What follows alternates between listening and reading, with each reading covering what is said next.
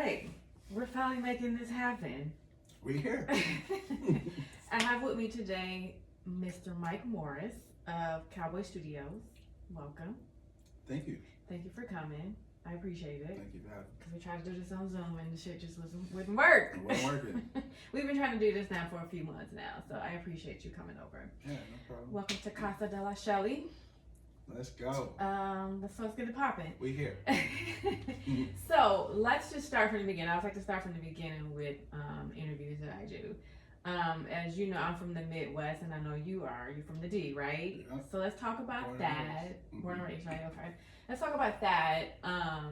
Your life there. Mm-hmm. What you wanted to pursue. Mm-hmm. How you got here to LA, how long you've been here, what you're doing, and how do we come up with CWBY Studios. So let's just start from the beginning, from Mike Morris, little boy, he always want to be a designer. What was he doing in Detroit? What does that look like? I'm gonna try to do it in a way that's because my story is so crazy. So I'm gonna try to do this in a way that I can kind of compact it within. You know what I'm saying? Setting up the recording. Okay. But I grew up church kid, you know.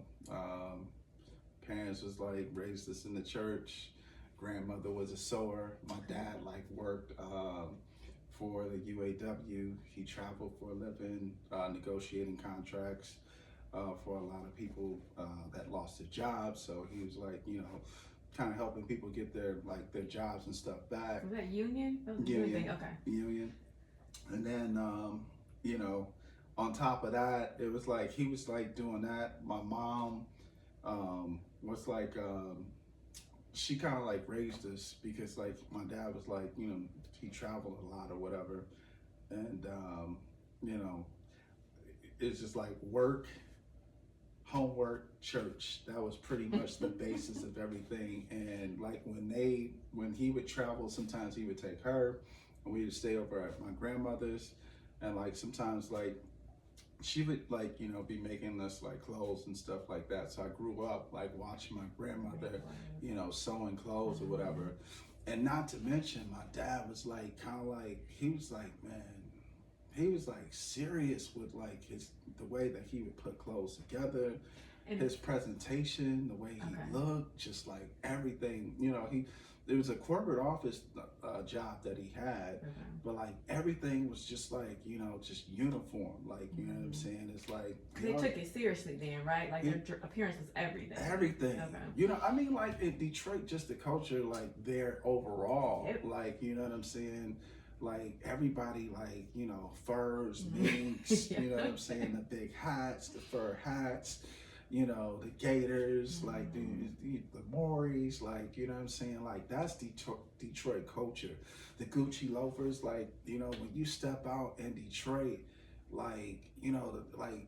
you stepping out, you battling, right? You battling, seriously, you battling the next guy, you know what I'm saying, that's walking. Everybody wanted to have, you know what I'm saying, that look, you know what I'm saying, to him. So anyways, I grew up seeing all of these different things. All of these things were very inspiring, to some of the things that, are incorporated into, what I do today. And we haven't even touched it just yet. We're just ground surfacing, right now with the brand or whatever. But taking it back, we just grew up, seeing my dad, traveling, mom raising us or whatever. And, eventually, I kind of got bigger, wanted to get more exposed to things. And what I will say about growing up in a family where church is at the helm of everything, foundational, it's kind of boxed, you know what I'm saying? My parents are super strict. They didn't want us to come in contact with the outer world or whatever. They kept us away from watching movies and stuff like that. They didn't want us to be super exposed to worldly things or whatever. And you know, like they have very good reasons for like, you know, not wanting to expose us to so much, you know, of like what the world was projecting and things like that, you know. Um, uh, you know, as I started to get older and started to see, you know, what they were protecting us from, like, you know, I'm like, yeah, man, you get out here, you start seeing like what's really going on out here in the world. You know, it's a dangerous place. You know But what you I'm gotta saying? adapt to it You though. You know gotta what I mean? So you adapt. gotta learn it. Yeah, you gotta adapt. So dig this. So now, this is all like middle school. I get to high school. They take us out of like, you know, private school, whatever, and now I'm exposed to the public. You know, where like, you know, we're in middle school, like, you know, we weren't so exposed to everything because we were going to private school, whatever. We get to public school. I hear my first curse word when I get to high school. Yeah, was that That's how. person in private school? No, because it was at a church. Oh, okay.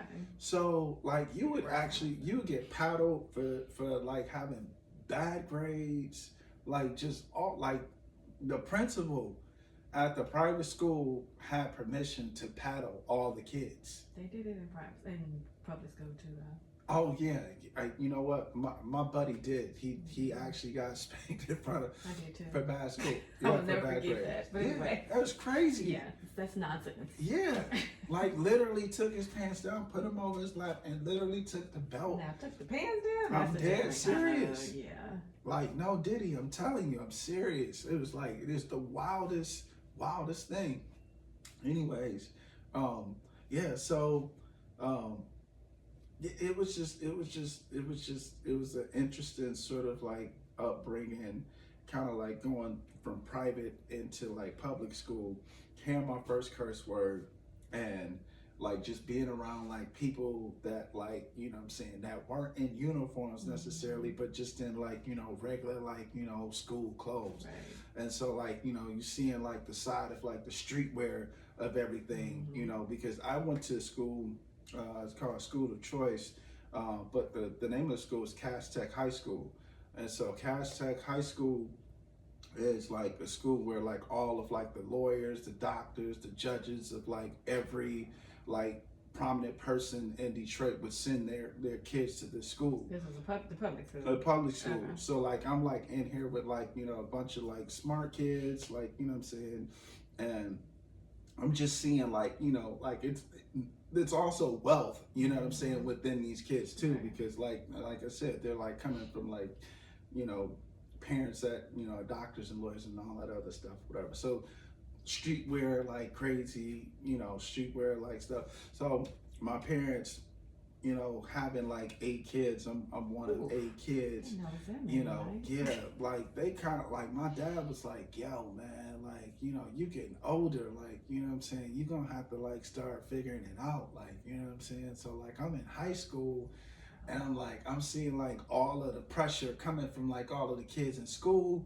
I'm like, man, I want to be fly too. I want to get fly too. Like, you know what I'm saying? Like, you know, my dad, like, you know, he did what he needed to do, whatever, but I had to go get me a job. So I started hustling earlier, you know, in life or whatever, you know, in high school. So I could like go get the things that I wanted, you know what I'm saying? And so it was cool because like, you know, he like, you know, I was like buying like Gucci, like, you know, like loafers and, you know, and things like that, like Cartiers. I had the wood grain Cartiers to go. In high Like school. that's high school. Like that's, I'm gonna be honest with you. That just kind of comes with just being from Detroit. You know what I'm saying? Like if you ain't got a pair of Cartiers, like, you know what I'm saying? Like you ain't from Detroit. You know what I'm saying? Like that's like You're that's like high our school staple. though. Yeah. But like, yeah, like I said, like you always battling. So like, you know what I'm So I saying? get it. You know, I'm from Gary, Indiana, so I Look. get it. But Yeah. shit, I ain't have all. I had Nautica and Tommy and all that. We Kind of had shit. that I know too. Cartier and Gucci in high school. Man, we had that too. We had it all. You know, you just always wanted to kind of like look fly, You did. you know what I'm saying, and be cool or whatever. And then like from high school, like you know, I went down to Jackson State University. Oh, nice. Okay. Yeah, down south in Mississippi, and that was like a whole cultural change because Yes. like I went from like, you know, everything like being city, you know, Uh-huh. boy to like country boy. Country. Yeah, and I get down to the country and everybody's like, you know, they like, man, where you from? You know, and I'm looking at like, where y'all from? Like I'm like not being pre-exposed to the dialect and the way that they talk down there was just like, you know, it's kind of off-putting a little bit because like I wasn't, you know, the voice and you know down there the language wasn't familiar. Right. And so the one thing like I really appreciated about being down in Jackson more so than anything was like those were like real people. You know what I'm saying? Even though the culture, you know, is a little bit slower, you know, per se than like, you know, LA. Those people are like real genuine people, you know what I'm saying? And some of the people that I've gone to college with are still like people that I'm friends with today. You know what I'm saying? It's like a bond of friendship that, you know, that just doesn't, you don't lose that, you know. And so what did you go to college for? I went to school for business administration. I did too. Yeah. Okay. Yeah, so went there, did, you know, did that thing. And then this is where a part of life gets like really interesting. I mean, college was super fun for me. Like I could go into that whole story, whatever. Like I used to. That's another day. That's a whole other day. I can talk about that all day. We gonna be here 10 hours Right. talking about this. So you'll be like, get to the point. And I went to HBCU too, so Did it's you? like I get it. So I get it. What school did you go to? St. Augustine's Okay. in Raleigh, North Carolina. Okay, So, that's what's up. Yeah. What'd you take up? Marketing, business administration. Okay, that's right. Business administration was the major, and the marketing was the whatever you call the marketing. Mhm. Yeah. That's what's up. Mm-hmm. Yeah, and after I graduated from college, it was like I had talked to my dad about like you know working you know for like Ford, GM, and Chrysler, whatever, because he had access to like the big three. Because of his job, he worked in the president's office, like I said, negotiating, you know, jobs, you know, for people, whatever. I hit him and I was like, yo, Dad, I just graduated. I'm like, yo, I'm ready to go to work. And he was like, all right, well, go find it. And I'm like, wait, what? I was like, you told me if I had like, you know, a 3.0, grade point average, this, that, and the third. He was like, well, I got mine, you gotta go get yours.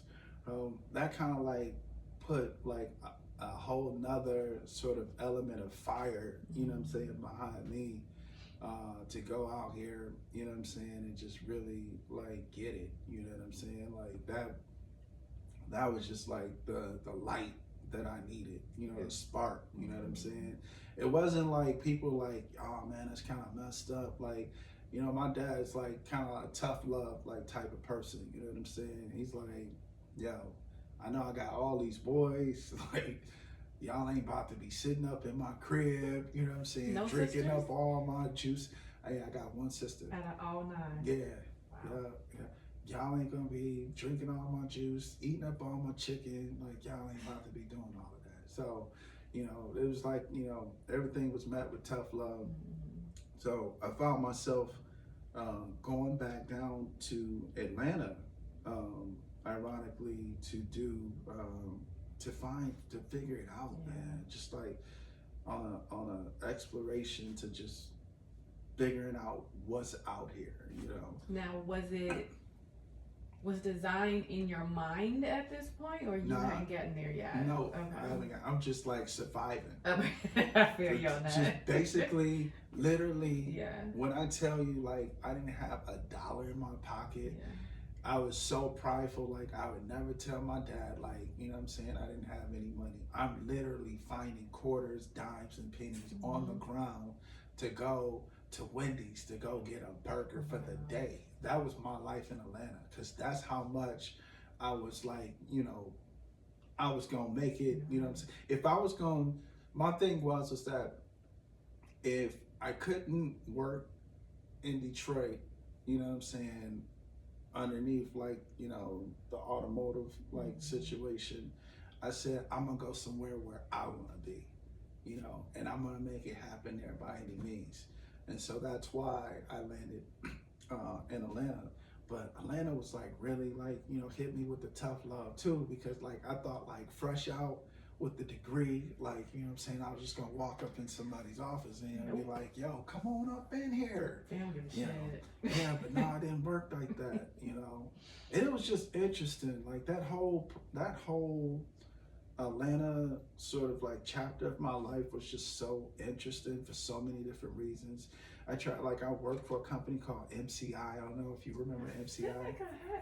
Yeah, it was a telecommunication company. Yes. And I was like cold calling like people, like, telling them, hey, I know we're going out of like, business or whatever, but like, we're here to like convert your business line over to MCI. Are you interested? And I actually sucked at that, but like actually I learned something in the process.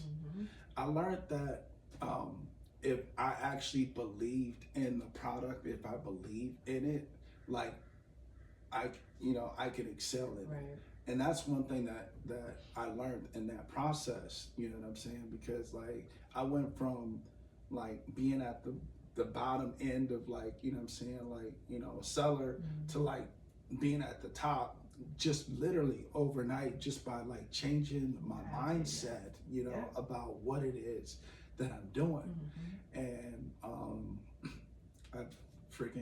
I left that job, got involved with a temp company and started working with like AT&T and just kind of like moving around or whatever, but it wasn't filling, you know what I'm saying? It's like kind of like one of those situations where you got like at Thanksgiving, you got a plate full of sides, you know what I'm saying, and you just weren't filled. And so I wasn't really getting the meat like I really wanted to. So I went back up to Detroit, and I was bold enough, I put on a suit and I met with my dad's friend who was the president of UAW for Chrysler. I literally drove over to his office and I knocked on the door, and like, you gotta have a meeting, you gotta do all of this stuff because he's the president, you know what I'm saying? They like, who are you? And I'm like, I told him, I said, listen, I said, I'm John Moore's son. I was like, he knows who I am, just tell him I'm here. And they went back, pulled him to the front. I went and talked to him for a little bit, and I said, Mr. Settles, I was like, man, I've been trying this thing. I'm like a 3.0 like grade student. I went to Jackson State University. I'm a business major. I've been having like, a lot of hard, times like trying to find like, perfect home, for a job or whatever. And he's like, yeah, I don't really have anything like, but I tell you what, he said, let me give you a call back in a week, like, and let me see if I can figure it out. I So don't have a week. yeah. So I was thinking in the back of my mind, I'm like, listen, you're the president, like, of the UAW. How are you telling me that you don't have any job? Is again, like my parents, like they come from that era of like tough love, like, you know what I'm saying? It's all tough love, like, you know what I'm saying? It ain't no love lost, it's just tough love. And I told him, I said, Mr. Settles, if I don't hear from you in a week, I said, I'm gonna be back up here.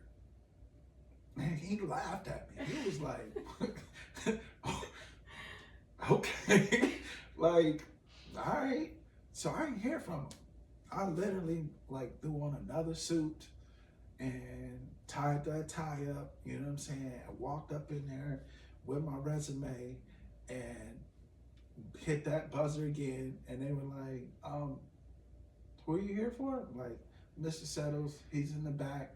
Like, tell him I'm John Moore's son. Tell him I'm here to see him. He know who I am.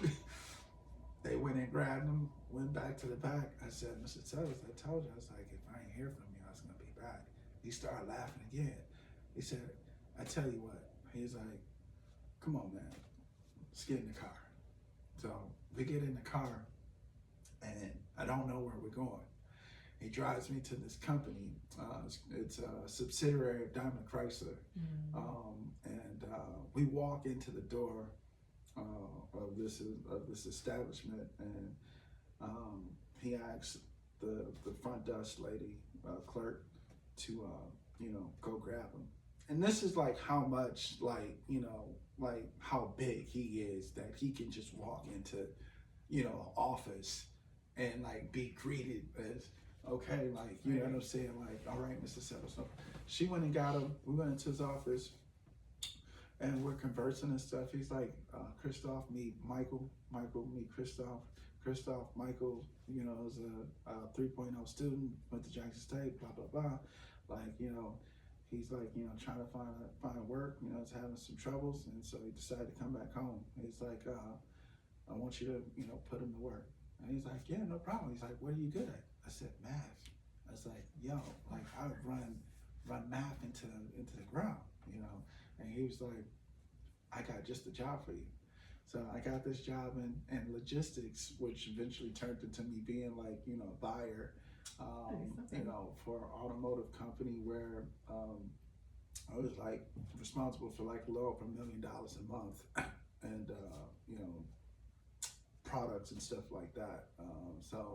And then I just, I was like, in that job, I kind of like, I learned actually a lot in that transformation of working in the automotive industry.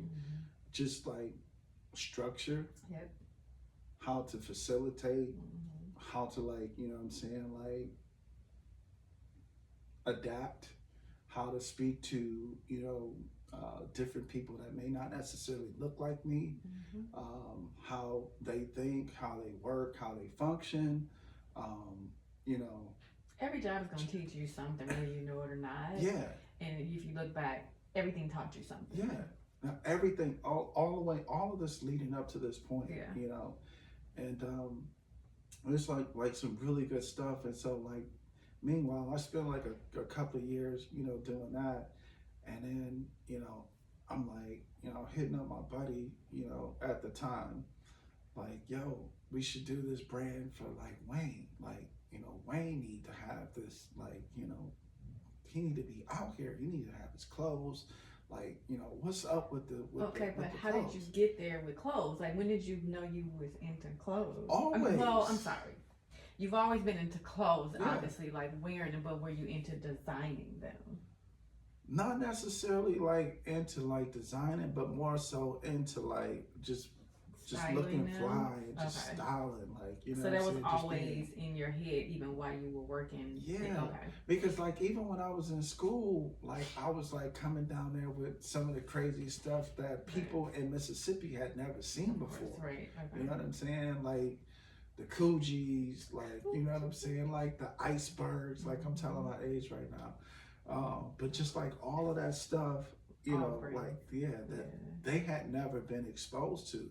In fact, not even like Wayne and them, like, you know what I'm saying? Like they're in New Orleans, but like they weren't getting the stuff, like, you know what I'm saying? How it would go like from like New York down to Detroit, and it would eventually start to like, come down. Yeah, so trickle down. So, I'm like, talking to the manager, and I'm like, yo, like, what's up? Like, let's get this going. And he was like, I planted the seed, and he was like, I need to go, find the money for it. So like, he talks to his business partner. They eventually like find this guy. This guy is a hedge fund manager out of New York, and he committed to like putting up raising the money for the brand. For the styling. For the brand. For your brand. No, for Wayne's brand. Oh, so Wayne got a clothing brand. Yeah. Okay, so back up. You told your friend that Wayne needs to start a brand. Yes. And so did you design for the brand? Later down the line. Like what initially. What was your reasoning for telling your boy that he needed to? Because I wanted to get out of automotive. I was done with it. Okay, so how did you get in contact with his manager or whoever? We were roommates in school. Wayne's manager? Yeah. Okay, got it. Yeah. And so then when you connected with him, he got the money for it. Wayne did a brand. What's your What was my role? What was your role? I initially started off as his liaison. Okay. So I was like his eyes, ears, nose, mouth, like figure piece in New York. Okay. Yeah. Once we established like the contractual stuff, like with him, I came in, as the liaison to pass information back and forth to both teams. Okay. Yeah. But you were still in Detroit at this time. At this time, I was still in Detroit. Okay. Yeah, so I was flying back and forth from Detroit to New York. Gotcha. Yeah. Okay. Lived on a plane. Got it. Lived on a plane. Also lived in a hotel out there for 7 months. Okay. Yeah. On the weekends, drop off dirty clothes, go buy new clean clothes. Didn't have time to even wash. Get back on the plane, go back to New York, and was out there doing it because when we started his brand, Wayne's brand, it's like I had never done it before, but like I adapted, I learned stuff really quick. I'm very quick with learning stuff, especially like stuff that fascinates me, stuff that I'm just genuinely interested in. Right. And so I went into like becoming like a liaison to like heading up the brand because of like, some issues that we were having with the designer, which is a whole story in itself. That's going in the book, like, you know what I'm saying? Like, once all of this stuff like starts super popping, y'all getting a skeleton. Like, I mean, I'm giving y'all stuff, but like, there's so much stuff that has happened. Like, but anyways, so now I'm in New York, and they advanced me, quite a bit of money to like, quit the job and stuff like that. There's a lot, I ain't gonna lie. It's like people are probably looking at me like, wow, but it's a lot, but in comparison to what was required of me, you know what I'm saying? Like, any other person, you know what I'm saying, fulfilling that job would be making the type of money that I was making, you know what I'm saying, there. That kind of came by way of like relationship, initially. But then like, there's like, this idea of like having to perform, you know what I'm saying? So like, just because the door open didn't mean like, you know what I'm saying, you take advantage. If not, like, do what you're supposed to do. Right. So I was killing it.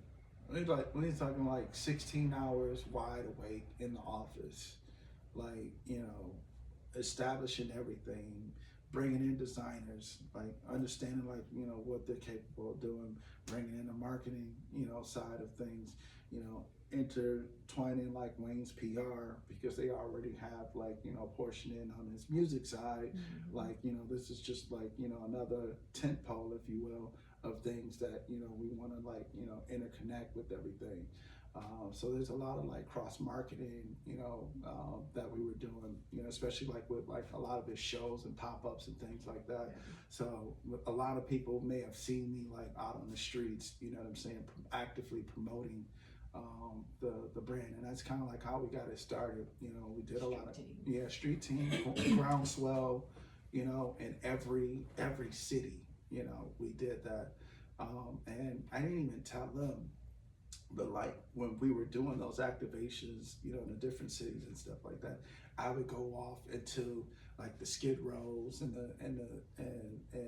like the homeless portions of like each city that we were in, and I would take a portion of shirts, you know what I'm saying, and give them to like the homeless people, you know what I'm saying. And there's like this sort of like crazy like connection between like me and like homeless people, and just because like the way I was raised, you know what I'm saying, my dad would actually drive by like homeless shelters and stuff like that, and like would show like, I would see that as a kid, like he like, that's gonna be you, if you don't like, you know what I'm saying, like, so it was like, it was traumatizing, like almost in a way, you know what I'm saying, to see like as a kid, you know what I'm saying, like people that can't really like do much for themselves. So I've always like had this thing for like homeless people, like, in terms of like always like wanting to like help and provide. It became infectious, like when I'm around people see me give like, money, food, like whatever. people like around me would start doing it first, and I'm like, no, I got it. Like, we'd be fighting over like who's gonna get like, seriously, like that's something that became like infectious around the people that I would hang around with. But anyways, like with the Wayne, back on the Wayne situation and the establishing of that, I was going to like the factories, and setting up the processes, what I'm saying, for that. Just taking that same structure that I had, learned from like automotive and like applying it, what I'm saying, within that. And it helped so much, what I'm saying. In fact, we'd had some people that came over from Rockaware that was like, like this is like very organized, and it was just from like years of like working in the automotive industry that I'm like, this works. So, the first year we crushed it. I mean, we killed it, man. Like there was a lot to get, to what we were able to make financially, because there's like this educational sort of like process of, teaching Wayne about how important it is to, push his own brand and not be pushing Gucci, Louis, and all of this other stuff. Like, this is money that's coming back into your pocket. These people are not paying you to endorse their product. So, there's like kind of like this educational, thing that was going on, and we eventually got over the hump. He started incorporated into his music, his way of like, being, start wearing the product. We were making like special like, pieces like, for him, to feel comfortable and wearing the clothes and stuff like that. And it just became a giant, man. I mean, like we we worked tirelessly, to make that, like a success. And I go out as far as to say it's like financially, like one of his bigger, like, businesses that he has like up underneath like his umbrella. So how long did you do that? That was like it's like 5-year run. Wow. Okay. Yeah, it's pretty short. I mean, that's a good amount of time, though. Yeah, well, but like in comparison to like a Rockaware that's been around, like Sean John, like all like those brands like lasted a while. Oh, so only lasted for 4 or 5 years. Yeah. Okay. I'm sorry, I don't remember the name of his brand. Truck Fit. Truck Fit. Yeah. Okay. Yeah, it's TRUKFIT. Okay. The reason you kill for it.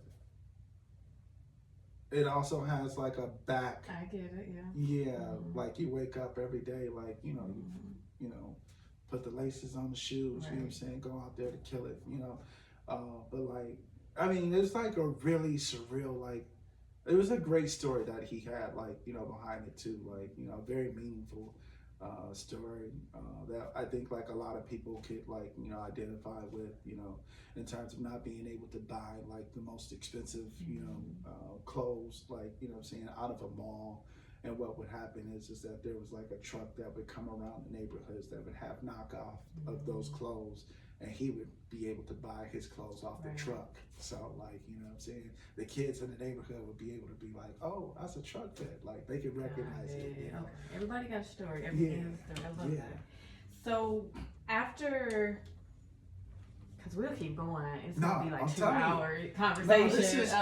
There's so much more that I've not even touched on. We're just touching the surface today. Yeah, we're just touching the surface. I'm going to have to bring you back multiple times because I didn't know all this about you. Obviously, when we work together, we don't go that deep about anything. So now I'm very interested in your entire life. I'm such a private person. Yeah, like, you are. I'm not, which is not a bad thing. Yeah, I'm not. This is all new for me. Yeah, I love it. You're coming out of your shell, and one day it's gonna be a memoir, a book. You know what I mean? So, if you want to tell your story, because we all got a story to tell, right? Yeah. I think you gotta eventually tell it. You gotta eventually come out of the shell. Yeah.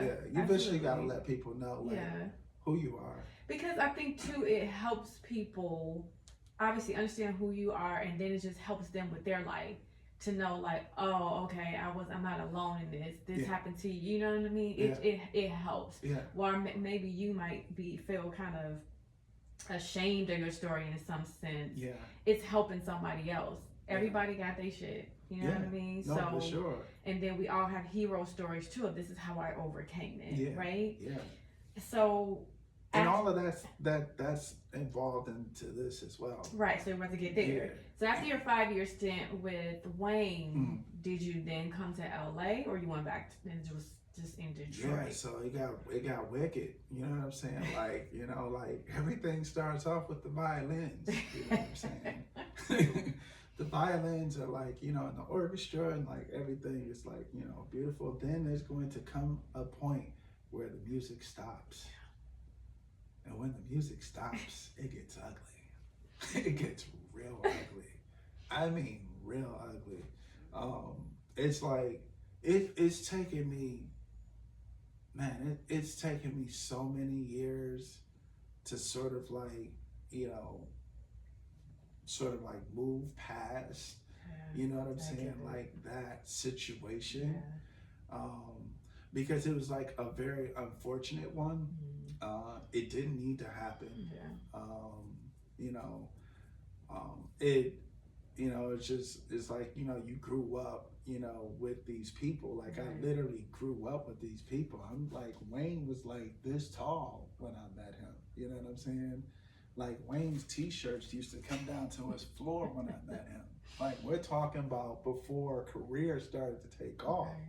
We're talking about even with Drake before career took off. Like I've known these people, Drake, before, you know, not the name drop. I'm just, this is my story. You know what I'm saying? Like we want to hear the story. Yeah, no, these are the people that I know, you know, personally.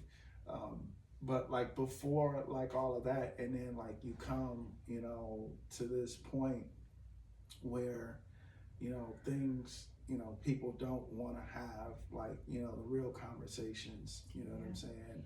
And they want to kind of like, you know, sweep everything underneath the rug and then like move on. But, you know, it's like, wait a minute, like, and this is a thing, like also being young, you know, and wanting to get out here and sort of like, you know, make things happen. You know, business should always come first. It doesn't matter, like, you know what I'm saying, like how long you've known this person, how long you worked with this person and dealt with this person, you know, because business could change the trajectory of like a relationship, you know what I'm saying, you know, and it's unfortunate that, you know what I'm saying, but we're talking lots of money owed.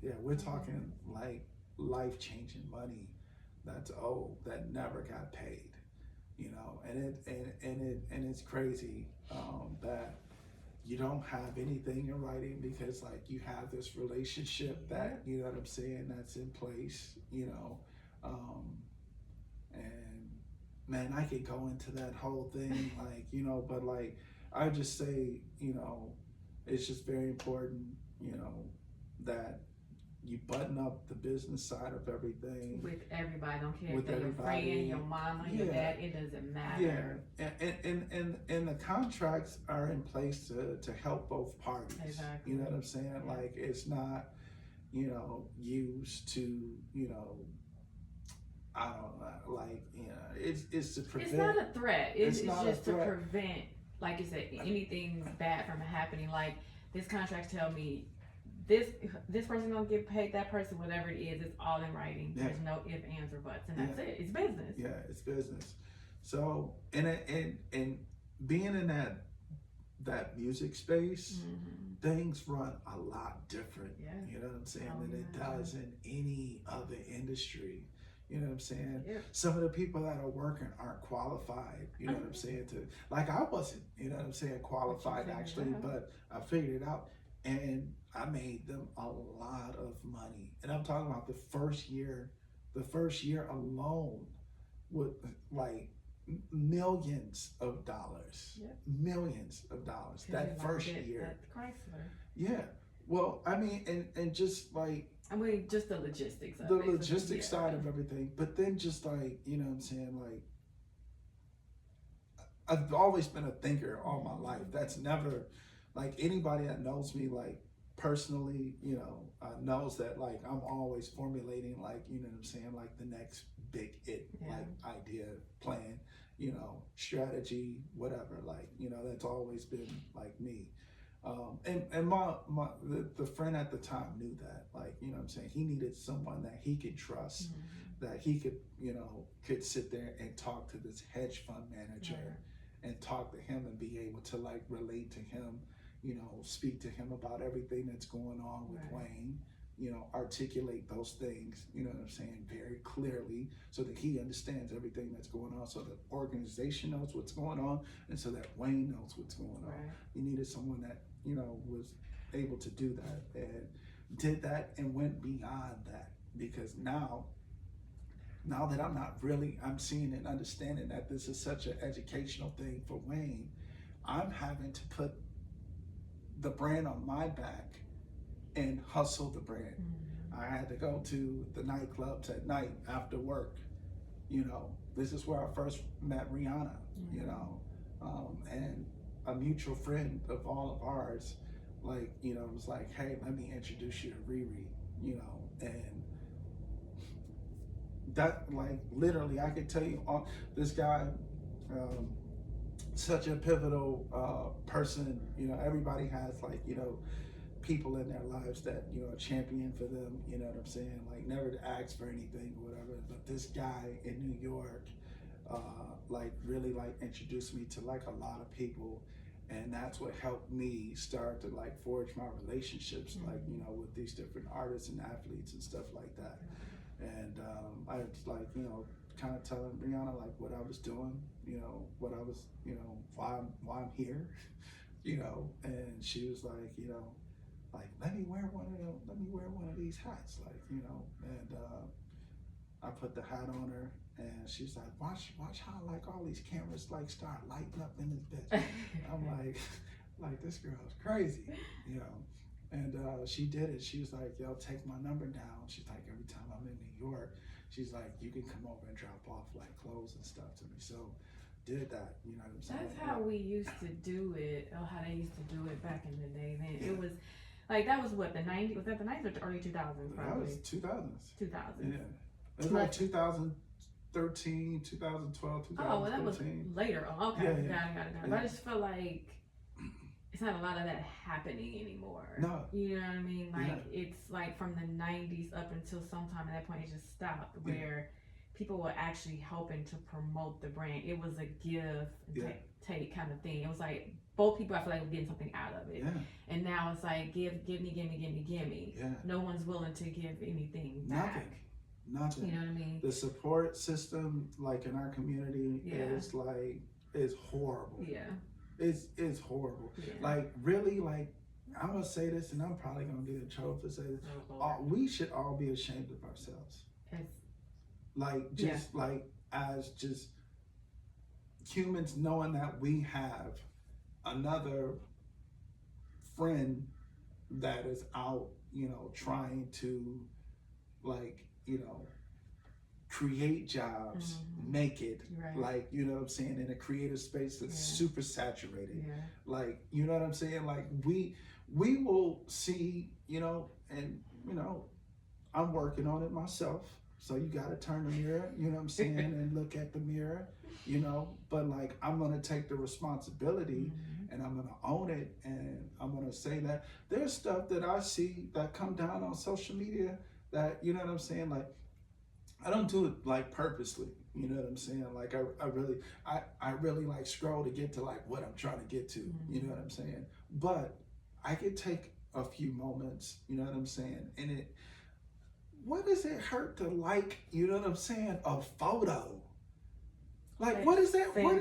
What is that going to do to you? Nothing. Just for liking a photo. Just you know how mentally disturbed you are to say, I'm purposely not going to like this. Yeah. You don't have to like it because, like, you know what I'm saying, it's not how you would, you know what I'm saying, like how you would style it, how you would dress it, how you would put it together, how you would shop it. You know what I'm saying? You can like it on the basis of knowing that I know this individual, I know this person, I know that this person is trying to make it in this space. I know that this space is very, very, very saturated. Yeah. I know that this person is trying to make it through a place in a world where he's or she is a minority in all of it. Like I could do that little bit by saying I'm a cheerlead, you know what I'm saying, for that, because you need that. The algorithms recognize, you know what I'm saying? Or even just to like share it in your stories or something. It don't take nothing but a click and add to story. That's it. Like, that's it. And that's it. That's the minimum you should do for your friends. That's the minimum. The minimum. Minimum. Ain't nobody asked you to buy it. No. Ain't nobody said like, oh, you ain't my friend because you ain't like patronize my, you know, my business. Yeah. You know what I'm saying? Like, you. That's what I'm saying. I can get into like, you know, like these conversations, but like I will say that I think that as a culture we should be ashamed of ourselves for not supporting each other like we used to. No, I agree, because we've gotten away from that. I mean, like we for real gonna go and hold on, but we just had so many brands back in the day that we ourselves own as a Black community, right? Yeah. And then that eventually dwindled down to now we really don't have that many anymore. Yeah.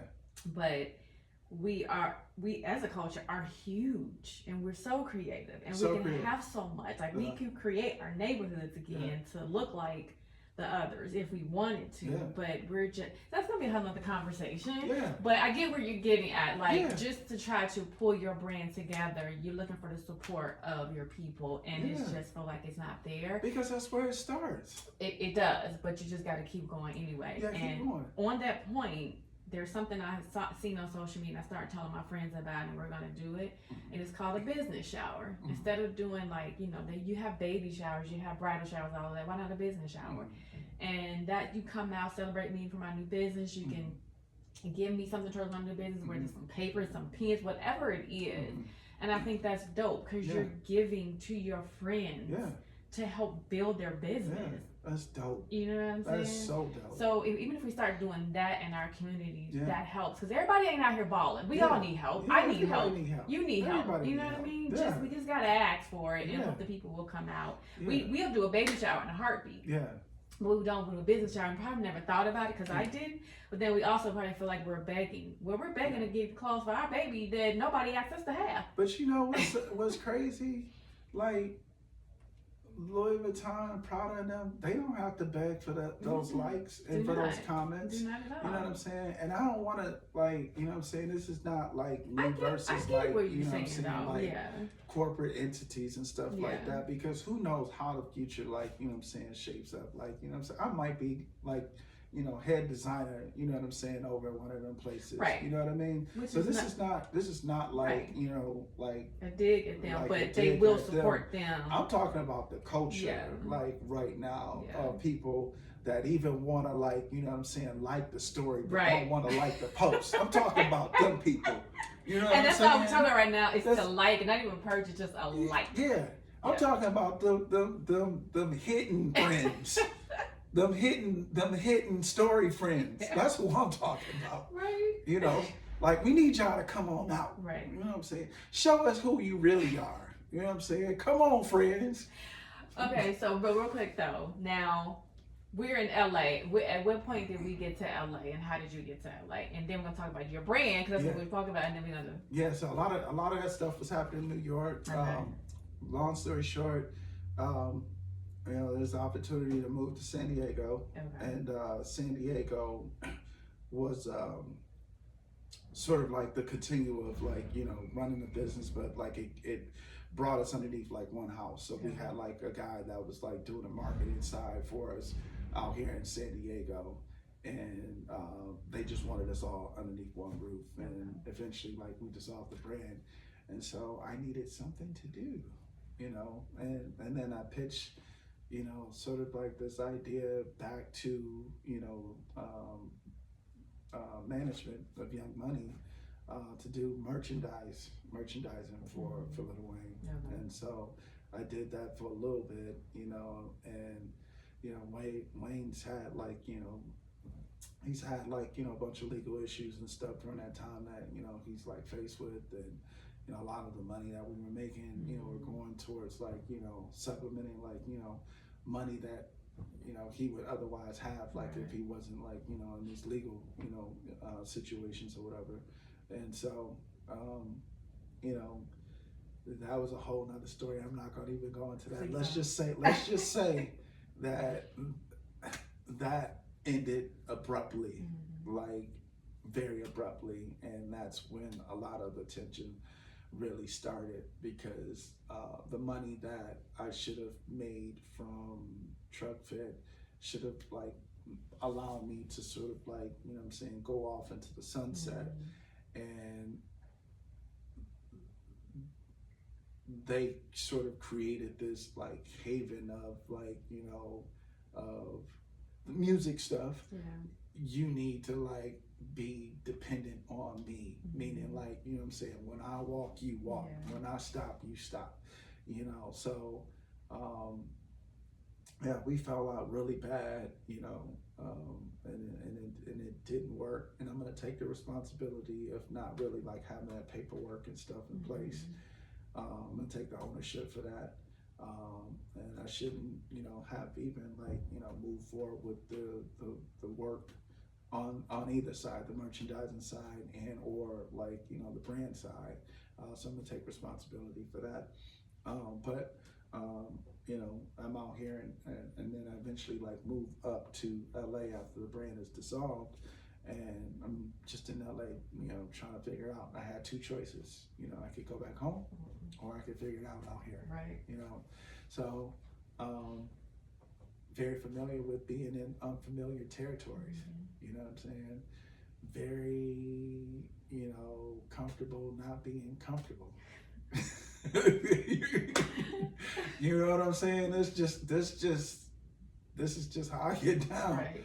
You could put me in New Zealand. It don't matter. Like I'm gonna figure it out. You know what I'm saying? That's just what it is.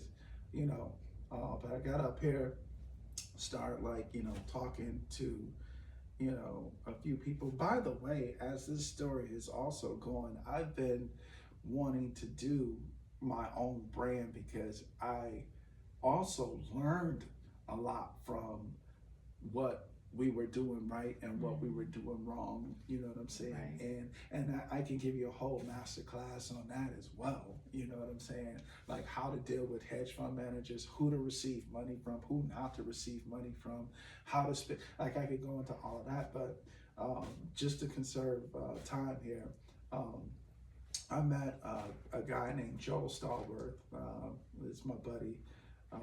He, had a shop like up underneath, like where, like at my apartment building, and he basically was like, always kind of like dot connecting, like, what I'm saying, like Joe's like, it's like, let me, I see you two brothers, like, what I'm saying, like doing this and you doing that, maybe you guys like, can make something happen, like, that's just kind of like, his, like, that's just what he does, you know what I'm saying? And just an angel in disguise, like, what I'm saying, it's like really kind of like interesting, like, in the walk of faith, like how God, like, will present different people, you know what I'm saying, around you, so that you can kind of continue that walk and that journey, and never ask for anything, man, like, you know what I'm saying, like, I mean, if I had like, $2 million, it wouldn't even be enough to pay him for, you know what I'm saying, the type of connections that, you know what I'm saying, like, he made, for me, which is like where I, like, I'm able to even have this conversation with you right now. So he introduced me to Corey Roche, and that was the initial introduction to film and television. Okay. So Corey Roche is a designer. I met up and brought my portfolio and kind of showed Corey, like, what I can do, who I've been working with. And He was coming up on his first, job as a designer. It was The Neighborhood, season 4, CBS, and he brought me on, and that's where I got like that hard nosed training. It was like, that was tough. Like, you know what I'm saying? Like, it's more tough love from people. Like I would say, like, just cared about me and wanted me to, you know what I'm saying? Like, get it right, of course, coming in with like, having to work with Wayne and, working like the business, like, part of that portion of me working, doing the merchandising, like I was also helping with the styling portion. So a lot of people don't know I was doing a lot of like the shopping for the stylist for him as well. So I'm sorry I didn't mention that. I'm trying to condense all of this because it's such a long story. It is, but so you got into costuming for TV and film. Yeah. And then we met in that world, but I forgot what show it was actually on. It was probably, was it White Man Can't Jump? Was that the first time I met you? I think maybe.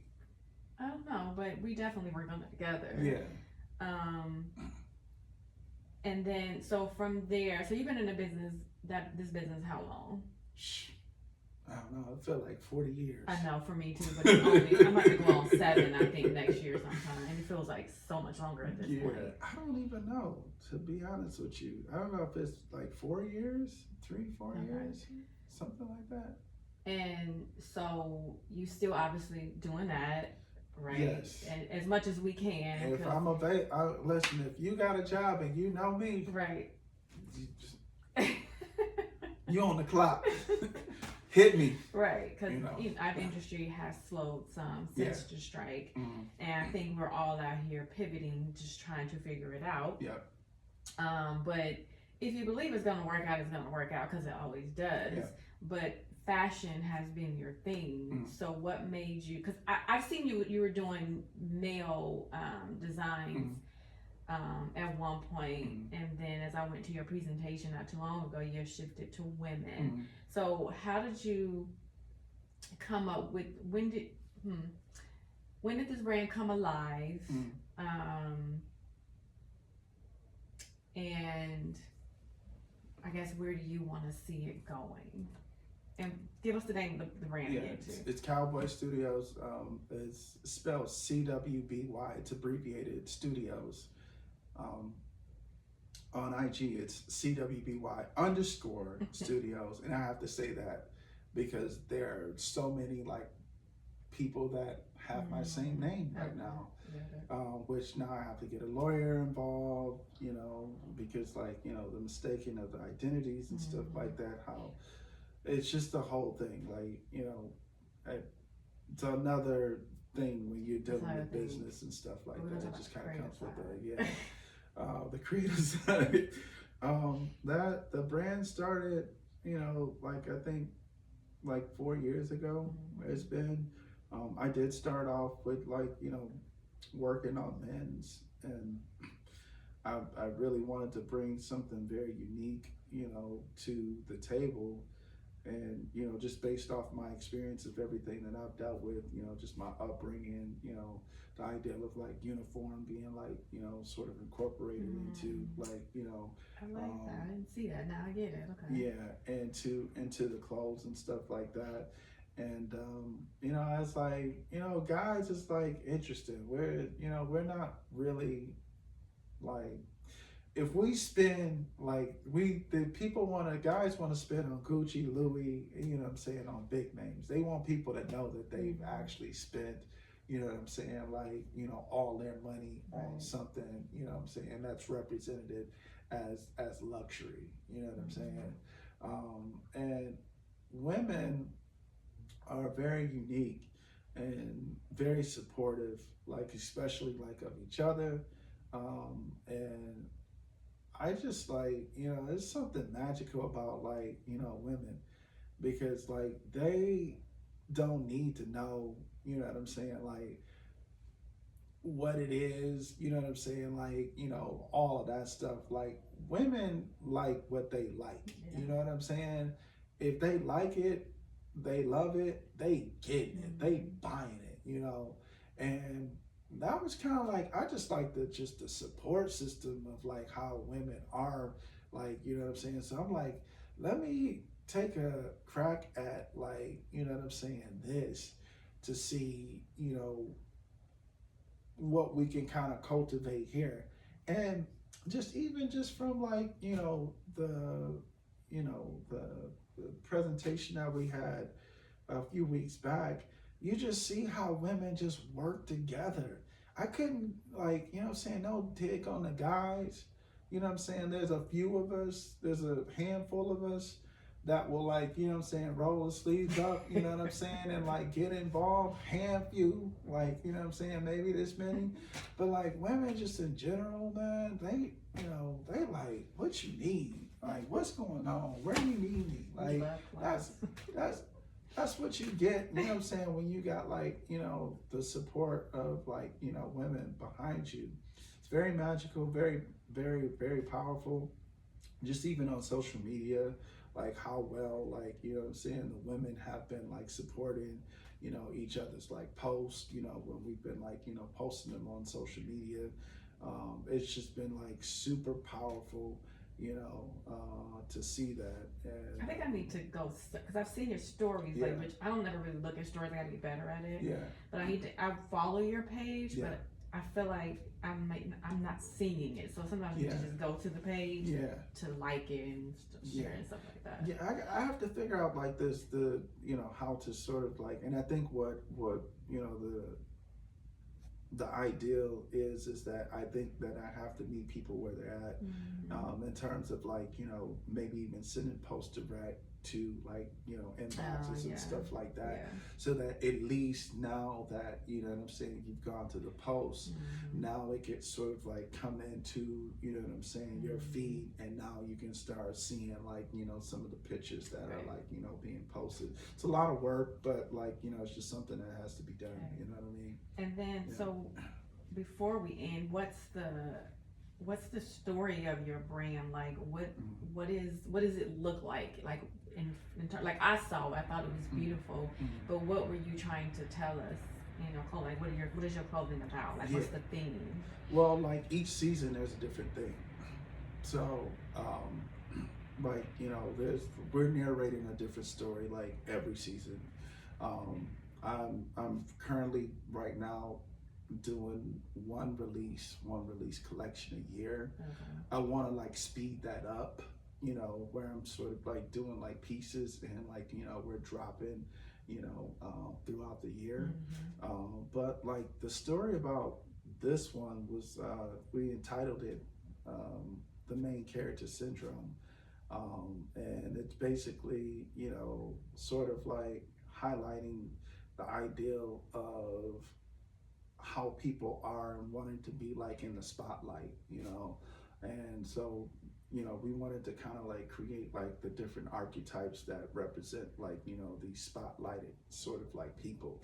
So we kind of, you know, did our character building, you know, and that kind of comes in from film and television, like, you know what I'm saying, building like different characters and stuff like that. So we're building into these archetypes, you know, and, you know, it's like, you know, the side-eye sipper, like, you know, you see this girl, like, you know, at Starbucks, she's like, you know what I'm saying, in the corner, like, you know what I'm saying, looking at everybody, like, you know, being nosy, you know, and looking, you know, seeing like what everybody got on or whatever. We just like pulled all of these different archetypes that, like, you know, made sense to sort of highlight, you know.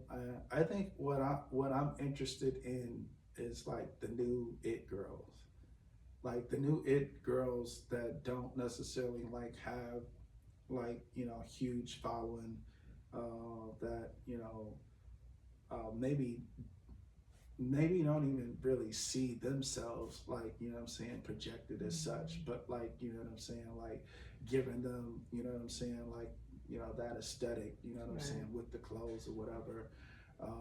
You know, because I think, like, you know, the influencer thing, you know, it's like cool, it had its time, you know, but like I think it's just really time to just like build with the community, you know, build with the people that's around you. I keep saying you the know. community is the word right now, Yeah. like and it's real. Yeah, build with those people, Yeah. you know, uplift those people, Mhm. you know, and then The allow real them, people. the Yeah. real people, and allow them to show their transformation, you know what I'm saying, through storytelling, you know what I'm saying, to their audience, you know what I'm saying, and, you know, people become interested, you know what I'm saying, they're like, wow, this is interesting, you know what I'm saying, And it's this more is like cool. it's casual wear, I guess, but you can dress it up any way you want. Yeah. Because the pieces were dope, like how they were some pieces put together to make it a look, and one dress, I think it was not a dress.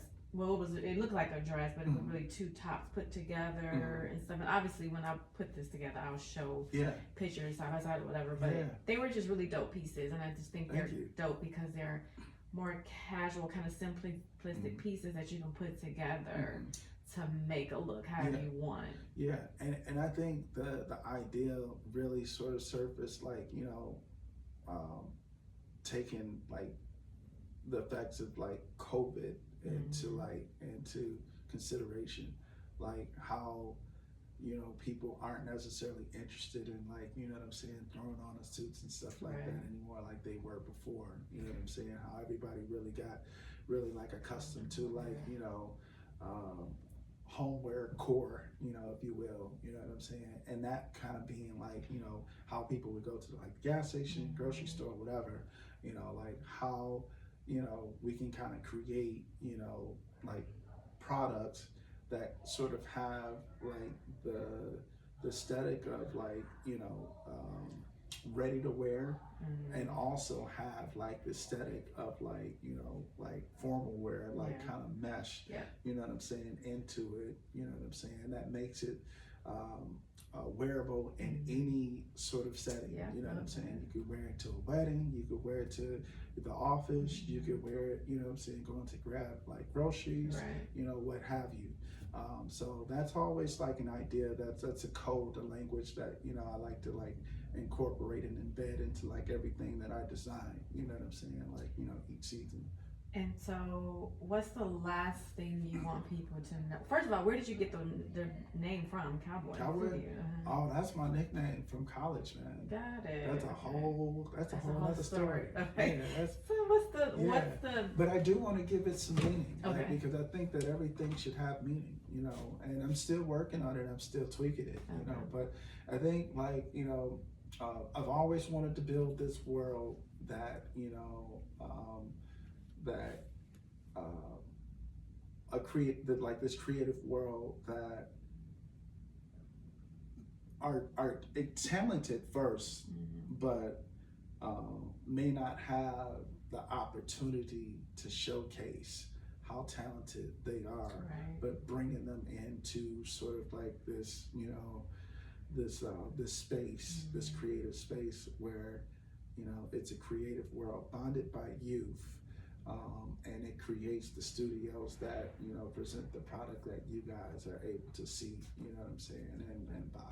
So yeah, that's kind of like, you know, I'm still working on it. I think I like the idea of like this creative world being like the initials for like CWBY, you know, bonded by youth, built by youth, you know, as an idea for the basis of, it's just like Nike, just do it, you know what I'm saying, like a slogan almost, like, you know, but just giving it meaning, giving it power, you know, and giving individuals, you know what I'm saying, that sort of like, you know, that encouragement that, you know what I'm saying, you could be, you know, involved with something great, you could be involved with something, you know, empowering, you know, and I just want this energy to be like, you know, just like electrical, like I want people to like feel it. I like, you know, when people are able to see what they see and they get like, you know, some sort of like emotion, like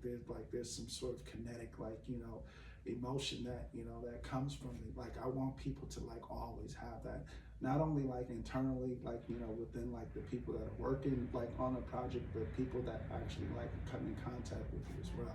So Yeah, like I can keep it going. You didn't open up. You didn't open up. See, talking about can of worms. I'm nervous. I haven't seen a drop of sweat yet. Man, it's in there. Well, thank you like so much for doing this, for being here. We finally made it happen. Yeah. And I wish you all the success for CWBY Studios, and it's gonna be great. It's gonna be amazing because from what I saw, I was in awe. I was like, okay, he did that. We just getting started too. Absolutely, man. We're just getting started. That's second collection, second time like even like approaching women. Right. Like, you know what I'm saying? But you like, got that. You did it. Give me some years, boy. Like it's gonna be nasty out here for everybody. Thank you. No problem.